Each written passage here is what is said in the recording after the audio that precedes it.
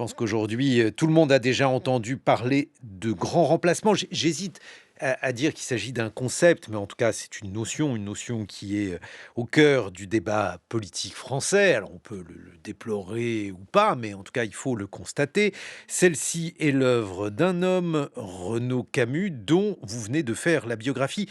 Et c'est une biographie passionnante parce qu'elle est tellement d'époque. C'est-à-dire, pour le dire en un mot, c'est un homme qui débute comme une sorte d'icône gay à l'extrême gauche dans les milieux underground et qui devient une icône dans des milieux tout autres, les milieux, alors je ne sais pas trop comment les qualifier, mais d'extrême ultra-droite. Olivier Faye, bonjour, vous êtes Bonjour. journaliste pour M, magazine du Monde. Cette biographie s'intitule L'homme par qui la peste arriva aux origines du grand remplacement. Elle est publiée chez Flammarion et vous l'avez coécrite avec Gaspard Delem. Il n'y a pas plus radical que donc Renaud Camus aujourd'hui. Oui, alors si on doit effectivement arriver au point d'arrivée, c'est-à-dire où en est Renaud Camus aujourd'hui, donc cet écrivain qui a inventé cette théorie du grand remplacement, juste pour resituer la théorie du grand remplacement, dans son esprit à lui, c'est l'idée que des élites chercheraient à favoriser une immigration africaine, arabo-musulmane, pour remplacer précisément les populations occidentales, européennes ou américaines. Et cette expression a nourri la violence, en fait. C'est une expression assez mortifère, parce que c'est au nom de la lutte contre le grand remplacement que Brenton Tarrant, par exemple, en 2019, en Nouvelle-Zélande, a tué 51 personnes dans des deux mosquées donc de ce pays.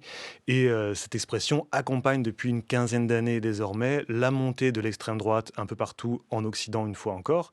Et parce qu'elle favorise cette peur ancestrale qui est l'extrême droite, qui est la peur de l'immigration, la peur de l'étranger.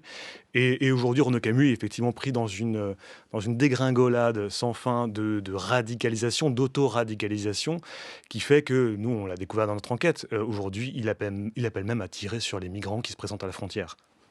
C'est un homme dont il faut parler avec prudence, parce qu'il nous écoute, il écoute beaucoup France Culture. Il a d'ailleurs une histoire longue avec France Culture, Olivier Faye. Tout à fait. Alors, quand vous disiez qu'effectivement, c'est un personnage qui accomplit une mue assez extraordinaire depuis les années 70 Et jusqu'à qui à la aujourd'hui, fois est représentatif de il, l'époque. effectivement, dans les années 70, en 75 précisément, sa première invitation à la radio, c'est ici, à France Culture. Il est invité pour un dialogue avec Roland Barthes, à l'occasion de la sortie de son premier livre, qui s'appelle Passage. Et à partir de là, Roland Barthes, on le rappelle, pour grand, les plus grand, jeunes, grand philosophe, c'est inventeur sémiologue, de la voilà. sémiologie, prof au Collège de France, qui, au travers des mythologies, s'intéresse à l'époque notamment. Voilà, et Camus est quelque part parrainé par Roland Barthes à l'époque pour son entrée en littérature. Tout comme par la suite, il a été parrainé par Louis Aragon également. C'est vraiment quelqu'un qui était très de son époque, Camus, parce qu'à ce moment-là, il est même secrétaire de section du Parti socialiste dans le 16e arrondissement. On a retrouvé des courriers qu'il échangeait avec Pierre Mauroy. Ça ne nous rajeunit pas, mais voilà, c'est quelqu'un qui était vraiment très ancré dans son époque. Et ensuite, c'est effectivement accompli petit à petit cette mue assez extraordinaire d'un personnage qui était promis un destin de grand écrivain, qui finalement est resté un intellectuel respecté, mais plutôt marginal, en tout cas pas grand public, et qui s'est enfermé dans une forme d'aigreur parce qu'il estimait ne pas être reconnu à sa juste valeur. Et c'est cette lente rumination qui a fait se révéler ce qui était toujours au fond de lui, une pensée réactionnaire qu'il avait depuis assez longtemps. Alors, moi, je le trouve un peu dur parce que il a été reconnu, mais il a été reconnu donc dans un genre littéraire qui est méconnu par l'extrême droite, qui est la littérature gay et même la littérature gay, érotique, pornographique. Oui, effectivement, il y a effectivement une œuvre qui a été traduite dans beaucoup de pays, du Japon aux États-Unis, qui s'appelle Tricks.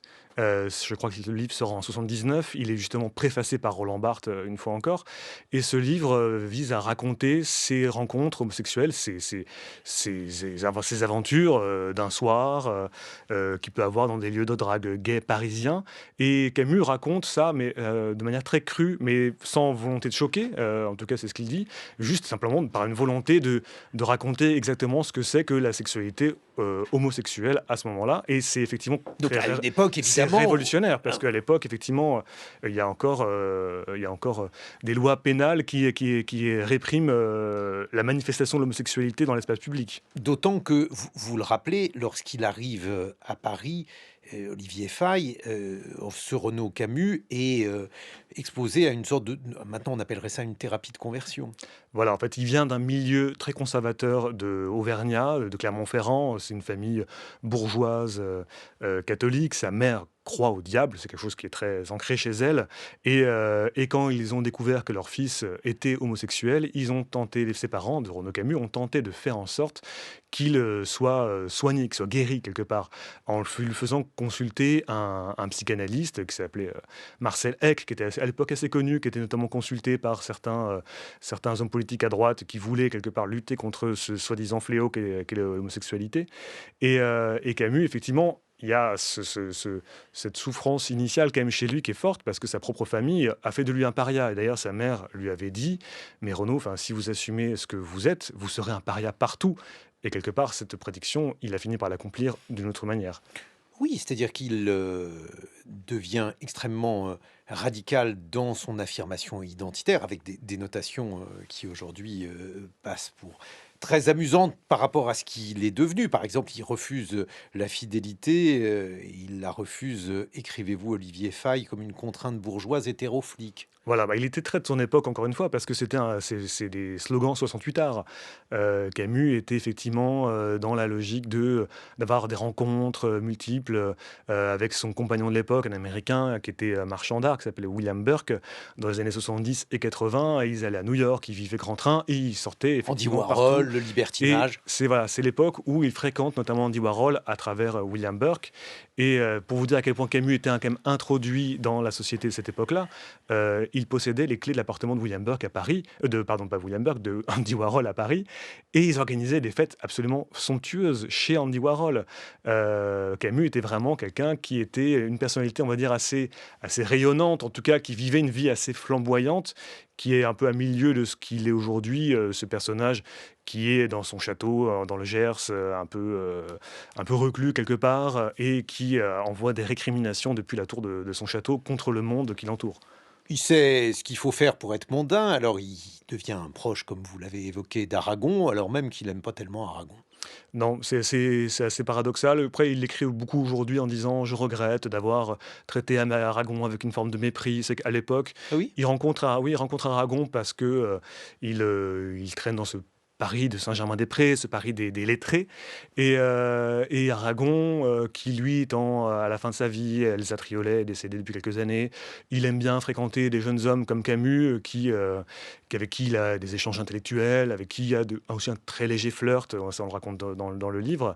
Et quelque part, Camus, bah, il voit en Aragon un personnage légèrement pathétique, il l'écrit lui-même, c'est assez triste d'ailleurs, et il n'aime pas trop sa Oui, prose, il n'est pas sensible il n'est pas à sensible la à sa prose. littérature Camus, lui, d'Aragon. ce qui lui plaît, c'est le nouveau roman. C'est des formes très arides, on raconte pas des histoires, on est là pour voir le texte en train de s'écrire, enfin voilà, c'est des choses qui sont assez conceptuelles et qui sont d'ailleurs un petit peu oubliées aujourd'hui.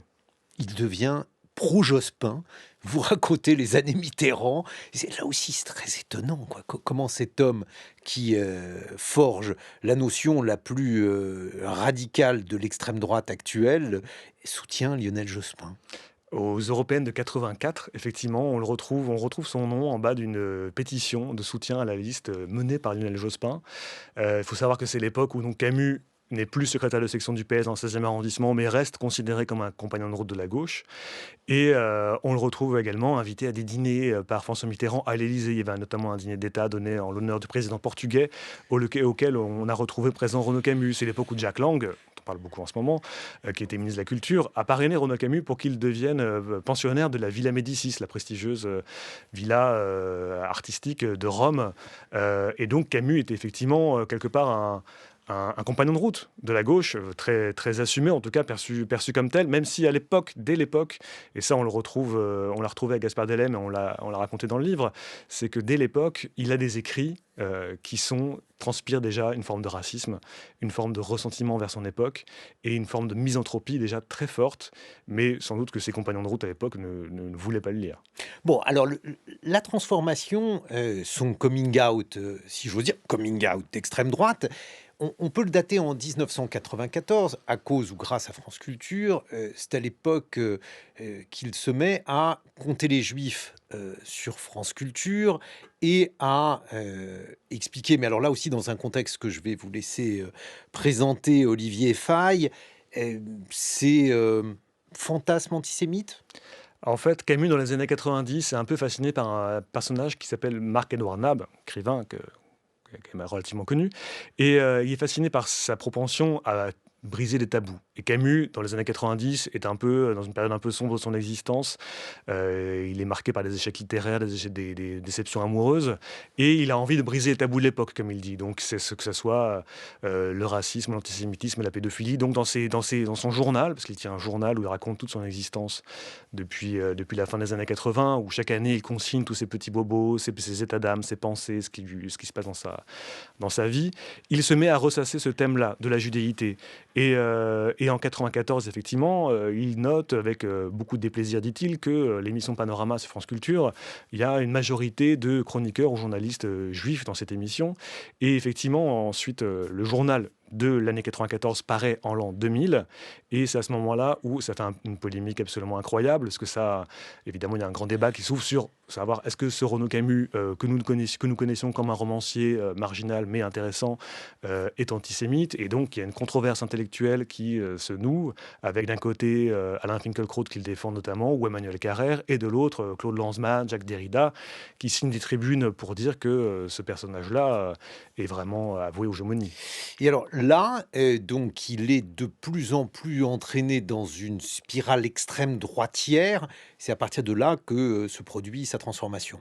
Effectivement, parce qu'il y a un truc assez fascinant qui se noue à ce moment-là. Nous, en ayant lu tous ces journaux, en l'ayant beaucoup lui interrogé, parce qu'on l'a rencontré à de nombreuses reprises, on voit que le ressassement sur ses échecs est très fort.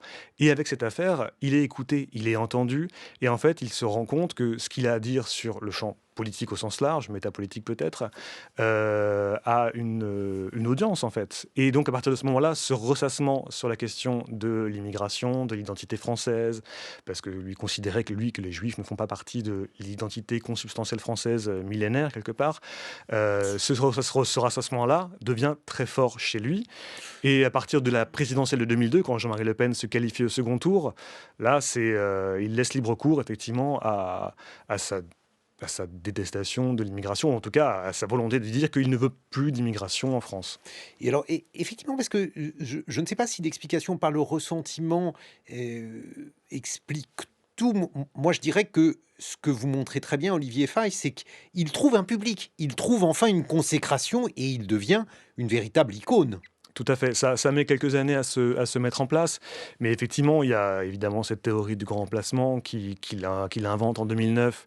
Et qu'il a, Théorie, moi, je trouve que vous y allez un peu fort, mais théorie dans le sens où lui, il voit une dimension, il y a une dimension complotiste assez évidente. C'est-à-dire que pour lui, ce sont des élites qui volontairement coordonnent l'immigration avec une volonté de remplacer les populations européennes. écoutez, le mieux, c'est de lui laisser la parole. On écoute Renaud Camus expliquer sa notion de grand remplacement.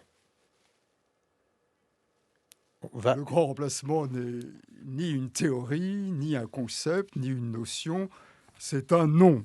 D'autres noms seraient possibles et peut-être tout à fait aussi pertinents. On peut parler de la submersion migratoire, on peut parler de la substitution ethnique, on peut parler de façon plus agressive de l'invasion, du changement de peuple et de civilisation.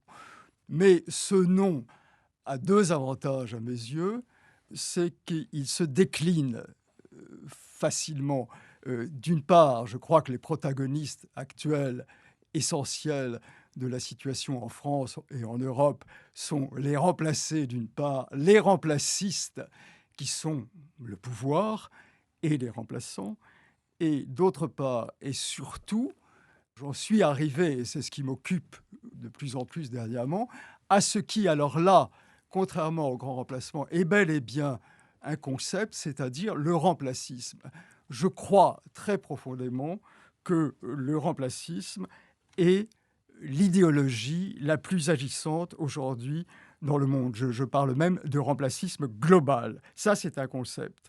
En effet, le fait que tout soit remplacé par autre chose est le phénomène essentiel de la modernité ou de la post-modernité, et que cela constitue un des deux totalitarismes principaux et rivaux à l'œuvre aujourd'hui dans le monde. Bon, alors c'est assez contradictoire, ce n'est pas une théorie, mais le remplacisme, etc. Voilà, non, mais moi je pense qu'il faut citer un discours que Renaud Camus a prononcé en 2013 suite à la mort de Dominique Vénère, cet idéologue extrême droite qui s'était suicidé à Notre-Dame. Et Camus avait prononcé à ce jour-là un discours, il dit « Le changement de peuple, il est voulu par les gouvernements de gauche parce qu'ils en espèrent, grâce aux voix des nouveaux venus, des remplaçants, qu'il s'agit de faire voter au plus vite la pérennité de leur pouvoir. » Et il disait également « Le changement de peuple est tout autant voulu par les intérêts de droite, c'est-à-dire les intérêts économiques. » Donc, la dimension complotisme me paraît comme assez évidente. Et puis alors maintenant, en plus, c'est ce qu'on appelle en sociologie une prophétie auto-réalisatrice, puisque dans quelques minutes, on va voir que cette notion qui était une notion stigmatisante est aujourd'hui assumée par une partie de la gauche mélenchoniste, ce qui effectivement provoque une sorte de retournement. Et un débat autour de cela peut se créer, mais Olivier Faye, comment voir justement par rapport à cela que cet homme incarne l'époque, parce que finalement son retournement il est tellement actuel. Il est à la fois un symptôme et un catalyseur de notre époque. Il est un symptôme parce qu'effectivement, aujourd'hui, nous sommes dans une société qui ressasse ces questions d'immigration et d'identité de manière très forte. Et il est le catalyseur parce que son expression de grand remplacement a accéléré cette tendance-là. Voilà, alors on va en parler dans une vingtaine de minutes. Olivier Faye, vous publiez donc avec Gaspard Delem L'homme par qui la peste arrive aux origines du grand remplacement. C'est chez Flammarion. Et vous serez rejoint par un spécialiste de la gauche, historien Jean-Numa Ducange. Et il nous expliquera cette fois-ci comment le chef de file d'LFI, Mélenchon, a utilisé le mot de grand remplacement pour s'en moquer, mais là aussi avec une forme de, à la fois d'ironie et puis, comme à chaque fois qu'il y a ironie, et bien d'indécidabilité sur le sens de l'utilisation de ce terme. Culture. Guillaume Erner. La notion de grand remplacement prospère. Vous racontez l'homme par qui la peste arriva aux origines du grand remplacement. C'est le titre de cette biographie que vous consacrez donc à Renaud Camus. Olivier Faye, vous êtes journaliste pour M, le magazine du Monde, et vous avez co-écrit ce livre avec Gaspard Delem. Vous nous avez expliqué comment cet homme, de manière assez inopinée et inattendue, était passé donc de l'extrême gauche underground, de l'extrême gauche gay. Extrême gauche, d'ailleurs, ce n'est pas vraiment le terme, de l'underground, parce qu'en fait, il n'a jamais été gauchiste, il a même été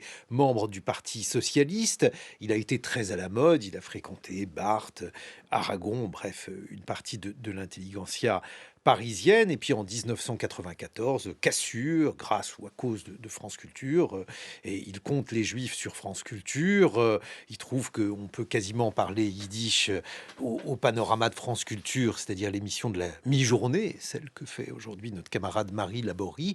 Et puis les choses s'inversent.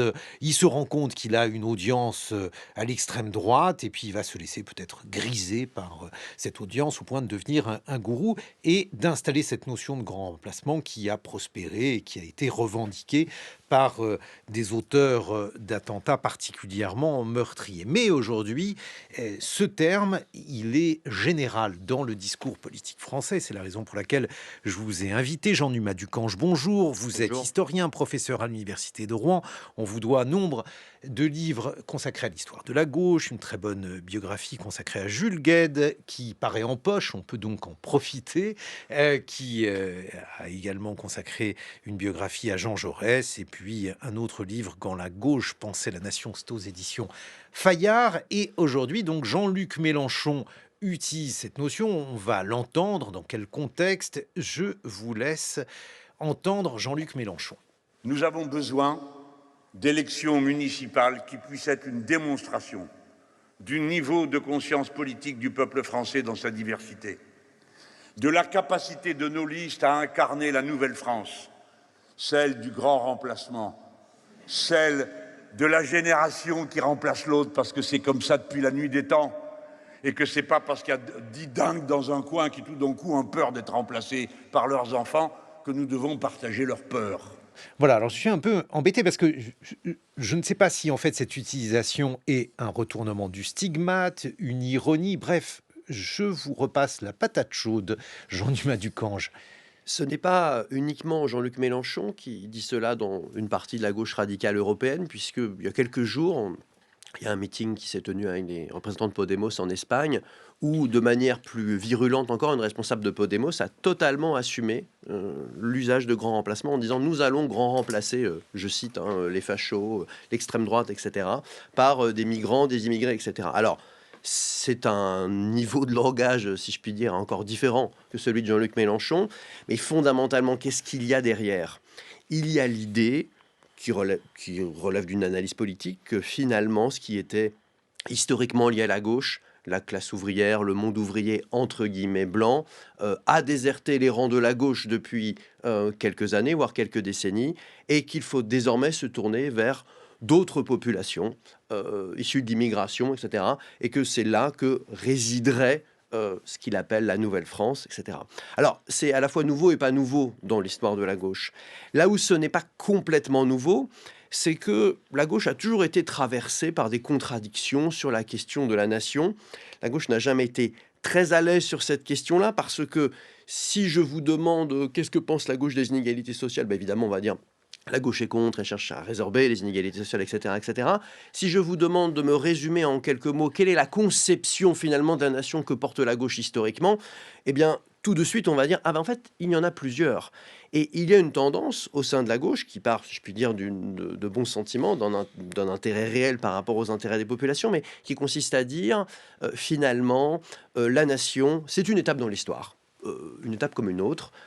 À terme, cette étape est périmée. La nation doit être dépassée. D'ailleurs, le développement du capitalisme lui-même génère des mouvements de capitaux, des mouvements de population, une abolition progressive des frontières. Il y a des phrases dans le manifeste du Parti communiste de Marx et Engels en 1848 qui disent déjà ça, bien que le monde était très différent de celui d'aujourd'hui. Et une partie de ce qui est issu du socialisme pense que finalement, tout ce qui va dans le sens de l'effacement des nations est quelque chose de plutôt positif.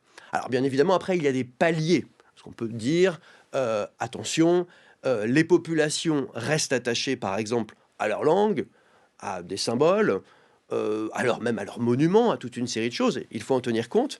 Mais il y a, et c'est exprimé de manière beaucoup plus radicale et caricaturale, mais par Podemos en Espagne, c'est aussi en Allemagne la ligne de Die Linke, la gauche, le parti de la gauche radicale, qui a plutôt changé d'ailleurs sur ces questions-là récemment, qui est de dire, bon, finalement, tout ce qui va dans le sens de l'affaiblissement, d'une certaine manière, de la souveraineté nationale est plutôt positif. Alors évidemment, c'est un miroir par rapport à la droite et l'extrême droite, mais c'est pas un changement de paradigme historique si important que cela par rapport à d'autres débats antérieurs, mais tout de même, là, on a un palier qui est franchi avec cette récupération d'un terme qui pose quand même un certain nombre de problèmes. Olivier Faye. Oui, je pense qu'on ne découvre pas aujourd'hui que Jean-Luc Mélenchon sait faire de la politique, c'est-à-dire qu'en reprenant les termes de l'adversaire, effectivement, il polarise le débat et il cherche à créer quoi? Il cherche à créer une opposition entre eux et nous, entre sa gauche à lui, la gauche radicale, l'extrême gauche selon le ministère de l'Intérieur, et l'extrême droite. Et donc il veut que le débat de 2027 se situe entre le RN, Bardella ou Le Pen, et lui-même. Et en reprenant donc les termes de l'adversaire, c'est une manière pour lui de, quelque part, de jouer avec la rhétorique de l'adversaire. Et c'est quelque chose d'assez classique en politique, c'est ce qu'on appelle la triangulation, mais c'est aussi quelque chose qui est relativement dangereux. Alors, il y a une citation qu'on attribue souvent à Lénine, peut-être que vous me direz si elle est exacte ou pas, qui dit faites-leur Il a lu tout, Lénine. Faites-leur avaler le mot, vous leur ferez avaler la chose. Donc le fait d'utiliser l'expression... Jean Numa du C'est dans un contexte un peu il aurait pu le particulier. dire. Lénine n'a pu le dire. Et voilà. Mais donc, bref, le fait d'utiliser cette expression de grand remplacement, quand même, comporte un danger. C'est-à-dire qu'on vient sur le terrain de l'adversaire et donc, quelque part, on accrédite ses thèses. Et donc, l'aspect malin de la chose, derrière, peut très vite se retourner. C'est ce qu'on appelle parfois en politique du stratégie. C'est-à-dire, à force de faire de la stratégie sur la stratégie, vous pensez être le plus malin, mais vous vous faites dépasser par vos adversaires. Jean-Lémarie. Une stratégie politique, certainement, chez Jean-Luc Mélenchon, mais je crois qu'il part aussi, et il ne faut pas l'oublier, d'une réalité très terre-à-terre, qui est ce décalage entre les citoyens et leurs représentants, leurs élus. Après tout, il est en campagne. Que souligne-t-il aussi là? Le manque de diversité au Parlement, tout simplement, qui saute aux yeux de chacun et de chacune, je crois. Les Français issus de l'immigration sont peu ou pas représentés, mal représentés. Aujourd'hui au Parlement, combien d'élus noirs ou arabes dans l'hémicycle? C'est tout de même un sujet. Donc évidemment, une stratégie politique de Jean-Luc Mélenchon, a fortiori à quelques mois de l'élection présidentielle et à quelques semaines des municipales, mais tout de même, bien au-delà de la France insoumise, un vrai sujet, je crois. Oui, Jean Numa-Ducorge. c'est vrai qu'il y a des représentations politiques en décalage avec la population, c'est absolument incontestable. Par contre, il y a la question de la stratégie politique par rapport à tout cela, parce que ce que fait la France Insoumise, qui d'ailleurs fête ses 10 ans, hein, ils ont fait toute une série de meetings, de vidéos là-dessus, et ce que de la France Insoumise ne dit pas, c'est quelle était sa ligne politique au moment de son lancement, notamment sur les questions nationales de patriotisme, de protectionnisme, et ce qu'elle est devenue. Objectivement, c'est pas une critique, hein, en 2017, la campagne de Jean-Luc Mélenchon était une campagne très nationale patriotique. Aujourd'hui, il la jugerait rétrospectivement même négative, et il disait même qu'il ne fallait pas employer le terme de gauche. Il refusait de l'employer en disant il faut être au-delà de la gauche et de la droite, c'est le peuple et nous, etc. Alors qu'il a complètement changé désormais.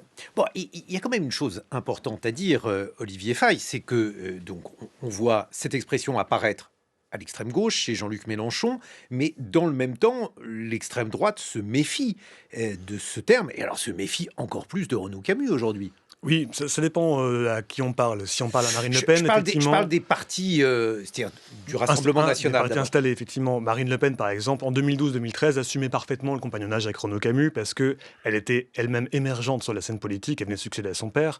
Et Renaud Camus, c'était un transfuge de la gauche, en tout cas perçu comme tel, et donc pour elle, c'était un ralliement plutôt bienvenu. Cette expression de grand remplacement, bon, voilà, à ce moment-là, c'était pas encore très connu. Elle s'en est détachée par la suite, car la dimension complotiste, dit-elle, de l'expression la rebute. Mais sa base, les revendications, également, l'expression a été employée par des auteurs par des d'attentats. terroristes, bien sûr. Donc pour elle, c'est effectivement très gênant de s'y associer. C'est beaucoup moins gênant pour Éric Zemmour, qui lui, pour le coup, la revendique complètement en disant le grand remplacement est une réalité. Et donc moi, je vous promets de lutter contre ça, parce qu'il voyait qu'il y avait justement un espace qui n'était pas occupé par Marine Le Pen et qui pouvait foncer sur cet espace politique-là.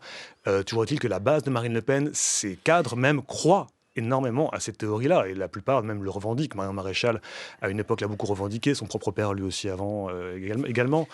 Mais est-ce qu'il n'est pas plus, comment dirais-je, plus acceptable pour ces partis-là de parler par exemple d'immigrationnisme plutôt que de remplacisme? Marine Le Pen parle de submersion organisée. Là, elle a encore utilisé l'expression il y a 2 semaines, quand on a eu les chiffres de l'immigration, des titres de séjour délivrés qui ont été annoncés.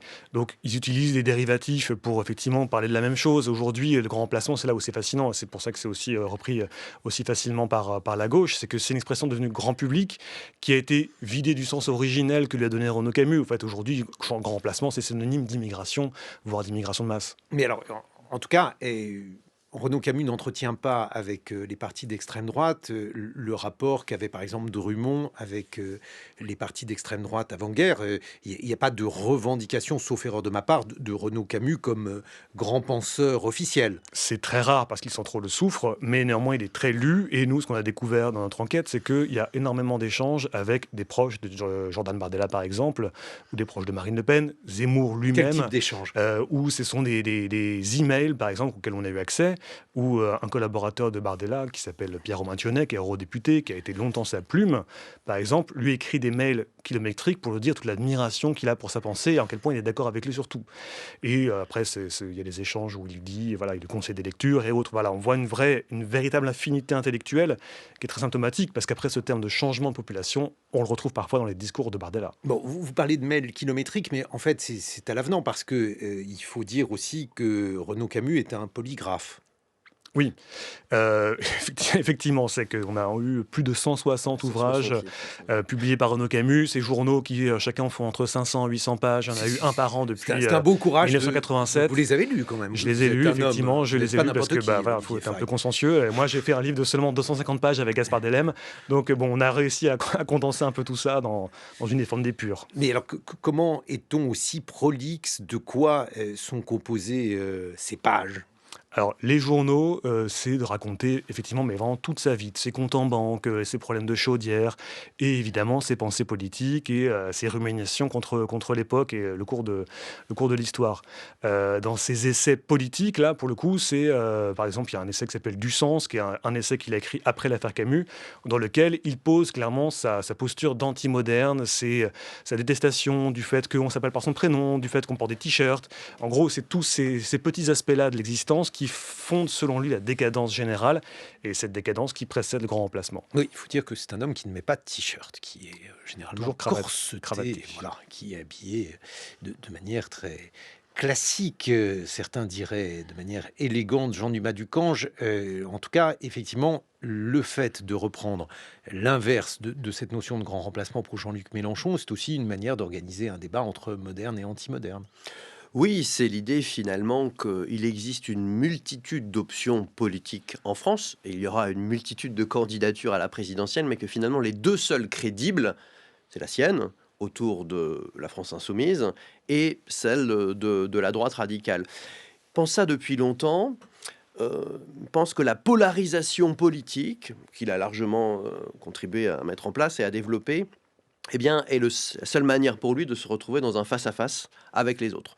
En renvoyant toujours à l'idée que finalement, il y aura peut-être une candidature de centre-droit, une candidature de centre-gauche, et que tout cela peut exister, mais finalement, les seules options, même politico-théoriques, historiques, d'où le fait qu'il rempote des termes comme ça, c'est la sienne ou celle de Marine Le Pen ou Bardella ou quelqu'un d'autre. Donc ça, c'est très ancré chez lui et chez un certain nombre de gens qui partagent son opinion. Et ça renvoie d'ailleurs dans l'histoire à des périodes peut-être encore plus sombres où finalement on pensait que la radicalisation du champ politique allait nécessairement bénéficier à la gauche. En quelque sorte, l'extrême droite monte, mais ce n'est pas si grave. Ça montre que le capitalisme est à bout de course, comment dirais-je, son chemin est presque terminé, et que d'une certaine manière, on va venir après.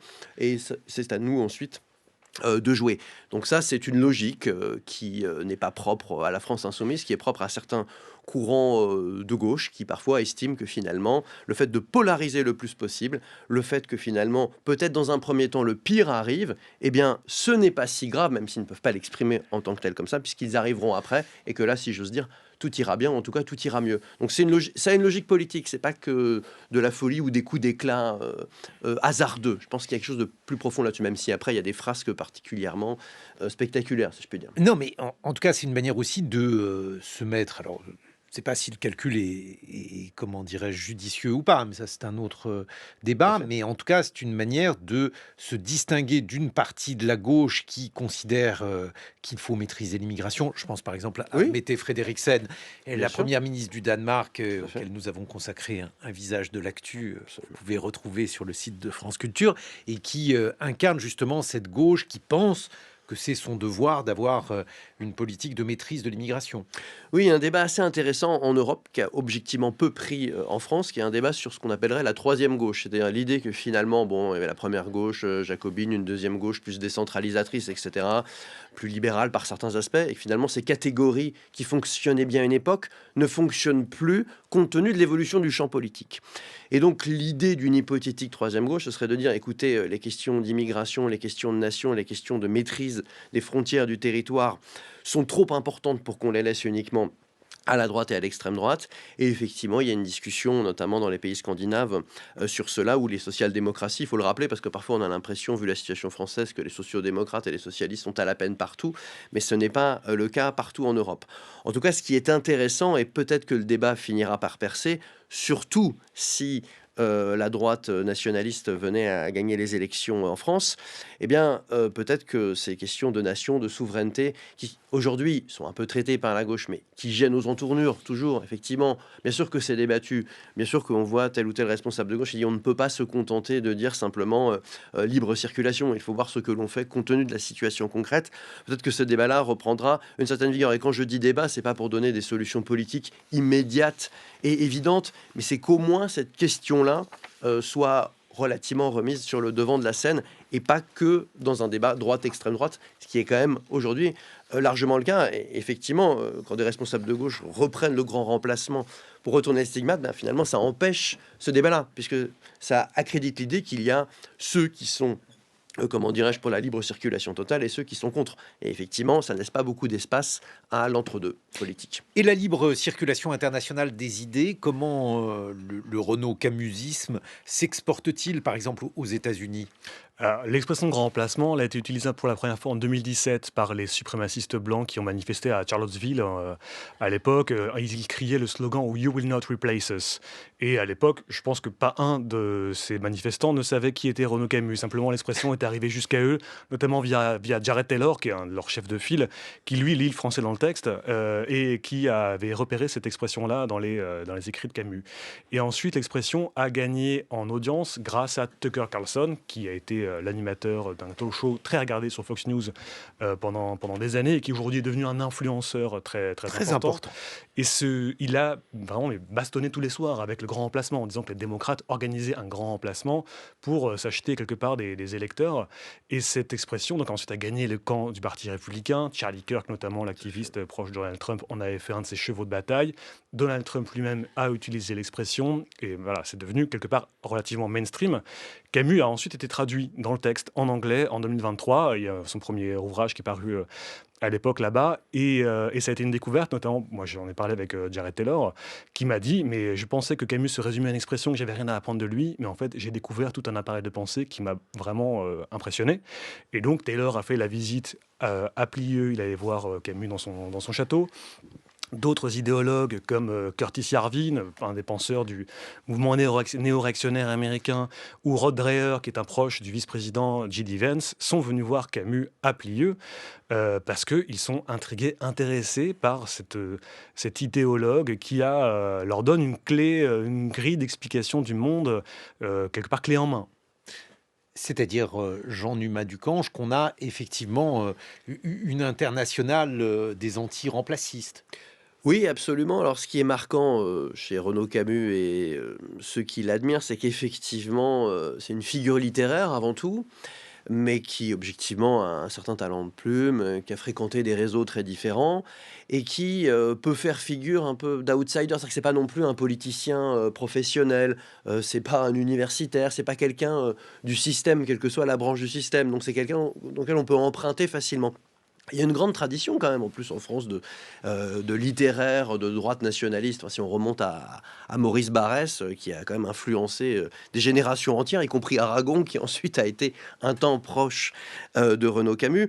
Donc, il a cette position aussi, Camus, qui est entre guillemets assez confortable, qui est celui qui écrit, qui est avant tout, comment dirais-je, oui, une figure littéraire, et qui finalement parvient à percer même chez des gens qui, à l'origine, ne connaissaient pas son nom. C'est le stade ultime de la consécration littéraire. Vous écrivez des choses et finalement, vous avez tellement infusé que c'est là. Et ça fait penser, dans un tout autre contexte encore une fois, à une figure effectivement comme Barrès, bon, lui qui était devenu un responsable politique un peu plus important d'une certaine manière, mais dont la notoriété et le rayonnement reposait quand même sur cela, sur y compris un antisémitisme de plume qui n'a pas perdu de vigueur chez Renaud Camus.